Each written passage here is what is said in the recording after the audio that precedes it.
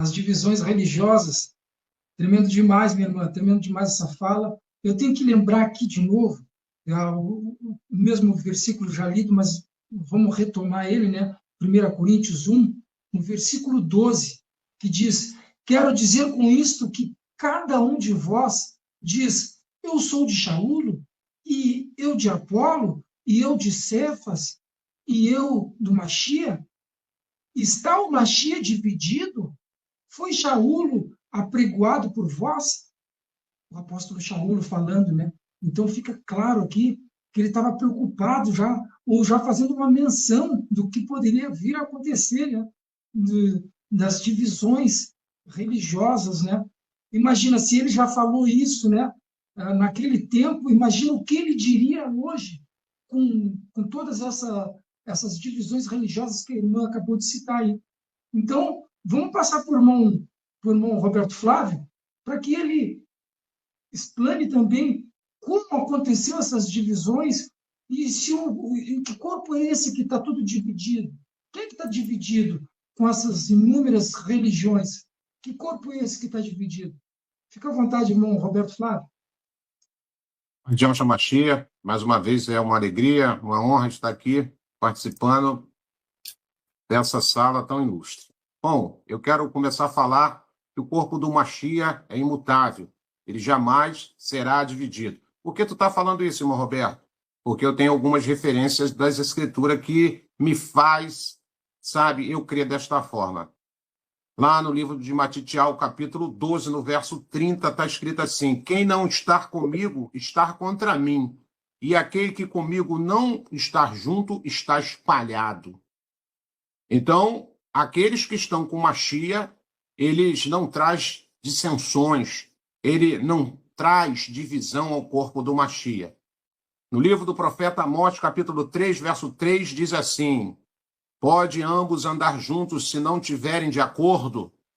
Não. Então, para que eu verdadeiramente possa crer que eu estou verdadeiramente no corpo do Machia, eu preciso estar de conformidade com seus ensinamentos, e não em tese e nem astômetros da minha pessoa, segundo o intelecto do homem. Como surgiu essas divisões? Na verdade, isso não é de agora. Essas divisões, infelizmente, sempre tiveram. Não no corpo do Machia, mas elas predominam entre as religiões. E como elas surgiram? Então, começa o surgimento a partir do inconformismo de um padre alemão chamado Martinho Lutero, em 1483 e em 1546, em não aceitar algumas práticas da Igreja Católica Romana. Lutero atacava duramente a verdade de indulgências, ou seja, a obtenção de perdão para um determinado pecado e em troca de dinheiro, como enfatizou aí a irmã Maria Pacheco na sua fala. No dia 31 de outubro de 1517, Lutero pregou na porta de uma igreja de Wittenberg, na Alemanha, um manifesto com 95 teses em que atacava não só a venda de indulgência, como também outros procedimentos da Igreja Católica Romana, como a negociação de cargos eclesiásticos. E aí o Papa Leão X exigiu uma retratação do padre, ameaçando condená-lo por heresia, mas Lutero não voltou atrás e rompeu com a Igreja Católica Romana, dando início à chamada Reforma Protestante, movimento que se espalhou pela Europa, impulsionando pela maior flexibilidade religiosa que oferecia. Então você vê que isso começa lá atrás. Quando a gente vem para dentro de um contexto histórico, a gente começa a entender todas essas coisas. Essas divisões também começou no judaísmo, né? Lá quando Yahshua chegou para implantar o reino dos céus, já havia uma guerra entre as facções religiosas. Ali havia os saduceus, havia os zelotes, havia os partidos dos fariseus e havia os arsênios e o próprio judaísmo já totalmente descaracterizado do seu original, como o irmão Wagner foi muito feliz na sua fala, mostrando um histórico lá de Marcha, e quando chega em Sansão, essa quebra de aliança ela é rompida. E aí surge-se agora essa salada podre. Os inimigos dos reformistas, se é que a gente pode dizer assim, passaram a se referir a seus seguidores como luterianos. Estes, por suas vezes, preferiram ser chamados de evangélico, termo hoje muito usado para se referir aos fiéis das igrejas protestantes. A liberdade pregada por Lutero acabaria abrindo espaço para surgimentos de várias correntes religiosas, como nós temos visto hoje. O que está dividido? São as denominações. A irmã foi muito feliz, colocou algumas linhas teológicas, são várias. Cada um dá uma puxada de brasa para a sua sardinha. Cada um tem uma visão segundo os seus conceitos intelectuais. E hoje, as pessoas, na verdade, elas ficam indefinidas diante desses ensinamentos corrompidos. O corpo do Mashiach é um só. Quando eu começo a entender a mensagem da justiça, quando eu começo verdadeiramente filtrar tudo aquilo que o Mashiach trouxe ao primeiro grupo dos seus alunos, chamados, denominados como apóstolos, nós começamos a entender e começamos a colocar em prática, irmão Gilsomar, tudo aquilo que Yahshua nos ensinou. E aí o que vai acontecer? Nós vamos nos enquadrar naquilo que Yahshua falou. Olha, o corpo bem ajustado, sabe? E o que é um ajuste? Equilíbrio, sabe? Prumo, sabe? Uma só visão, uma só alma, um só espírito, uma só fala.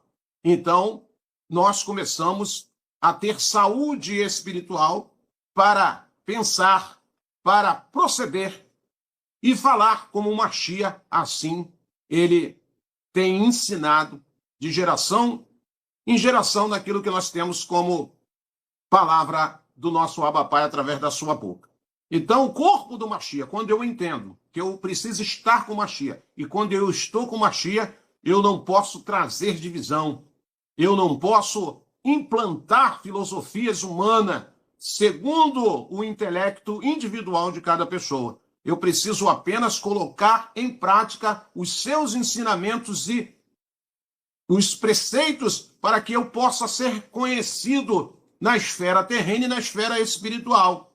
Lembra que as Escrituras é bem clara que quando Kefas, Pedro ali, ele, por algum momento de choque, mexeu um pouco com ele no seu emocional quando ele viu aquela agressão física no jardim do Getsêmani, quando aqueles soldados romanos começaram a espancar Yahshua, e ele, de imediato, no seu impulsionar carnal e como uma defesa natural da sua própria matéria e do seu companheiro Yahshua, ele tira a sua espada, corta a orelha desse personagem, e Yahshua imediatamente aplica ali um ensinamento, repreende Pedro, manda que ele fizesse o quê? Colocasse aquela orelha no lugar. E dali para frente, Pedro, no seu emocional, ele tem condições de continuar ali naquele cortejo de espancamento.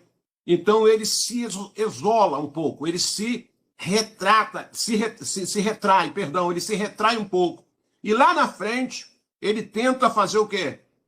Se infiltrar no meio do povo na expectativa de, na verdade, querer saber o que estava acontecendo, mas com receio de aproximar-se.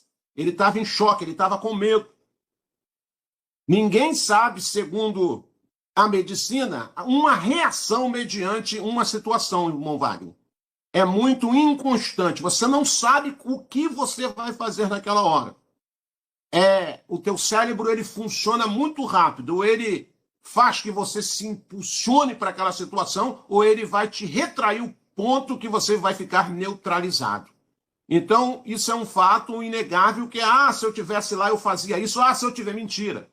Você talvez poderia ter a mesma atitude de Kéfas, ou talvez ao contrário. Mas o que eu quero dizer é que aquelas pessoas, ao se aproximar dele e falar que ele era um seguidor do Mashiach, ele era um dos alunos do Mashiach e ele tenta negar com medo. Lembre-se que o medo está predominando na vida de Kéfas.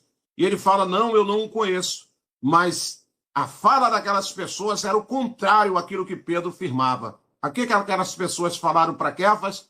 A tua fala te condena. Aleluia. Tinha o quê? Trejeito. Ele estava totalmente envolvido com os conceitos de ensinamento do Mashiach. Pedro não trouxe divisão. Aqueles primeiros alunos, aqueles primeiros discípulos lá do primeiro século da era Mashiach, ninguém dividiu nada. Ninguém dividiu nada. As guerrilhas que começaram a predominar nas cidades, dirigida por homens gananciosos, que começou o implante dessas divisões, mas o corpo do Mashiach em si, ele não é dividido. Quando eu entendo os preceitos, quando eu me esforço a me enquadrar dentro daquilo que vai me caracterizar, corpo do Mashiach, eu começo a entender que eu não estou dividido.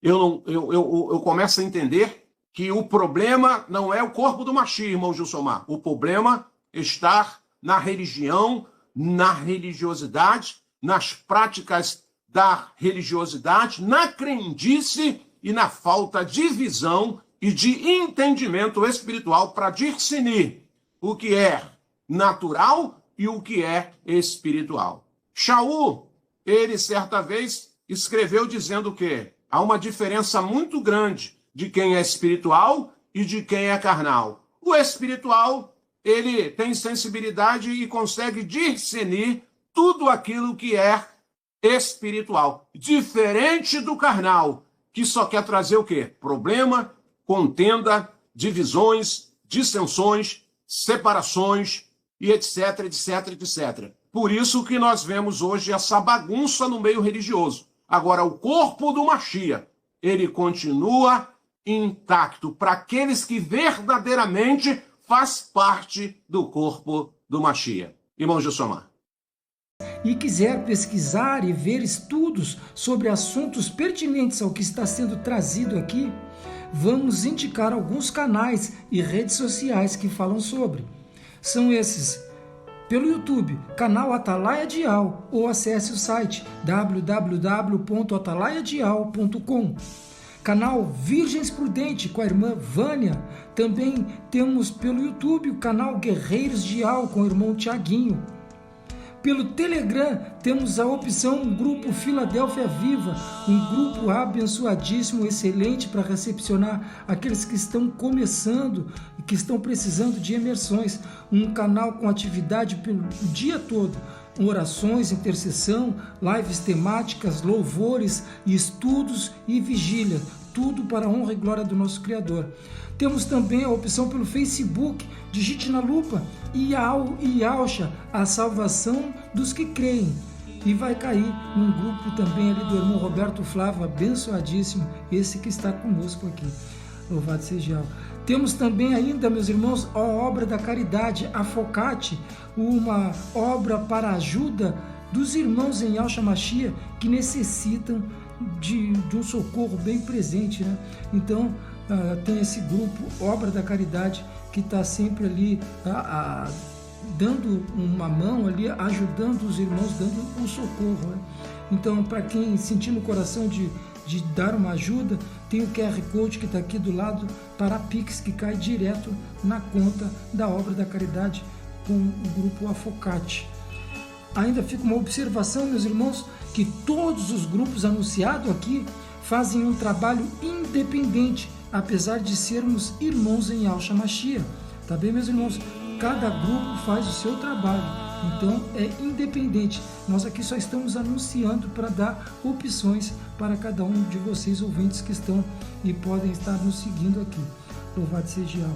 Então tá, meus irmãos, vamos voltar rapidinho, porque esse podcast está tremendo demais e a gente não pode perder um minutinho. Louvado seja Yahweh, vamos para cima.